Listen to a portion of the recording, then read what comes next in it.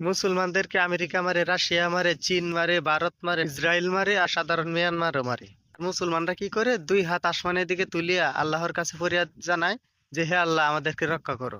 বাইরে আপনারা আল্লাহকে কি মনে করেন? আপনারা দুই হাত তুলে কান্নাকাটি করলেন, আল্লাহ কনফিউজ হয়ে আপনাদের কান্নাকাটিতে আসমান থেকে ফেরেশতারা পাঠায় আপনাদেরকে উদ্ধার করবে, তাই না? আপনারা ঐক্যবদ্ধ হবেন না, কোরআনের বিধান মানবেন না, মাথার টুপির সাইজ নিয়ে মারামারি করবেন, কোরআনের হরফ নিয়ে কোতাকুতি করবেন, অপ্রয়োজনীয় জিনিসকে নিয়ে তর্ক বাহাস করবেন, তারপরে নিজেরা তর্ক বিতর্ক করে শত্রুদের খাবারে পরিণত হবেন, তারপর মায়ের থেকে বলবেন যে আল্লাহ আমাদেরকে উদ্ধার করো।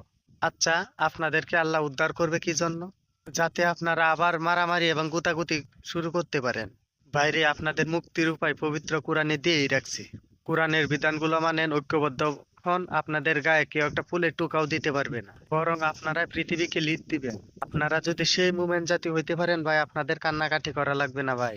প্রয়োজন হলে আল্লাহ নিজে তার ফেরেশতাদেরকে পাঠিয়ে আপনাদেরকে রক্ষা করবেন। 1400 বছর আগে ফেরেশতারা যে বদর যুদ্ধে মুমিনদেরকে সাহায্য করার জন্য ছুটে আসছিল, এখনো তারা আছে, শুধু সেই মুমিন জাতিগুলা নাই। আর আমার এই ভিডিওটি দেখতে ভালো লাগলে অবশ্যই লাইক, কমেন্ট, শেয়ার করতে কখনো ভুলবেন না।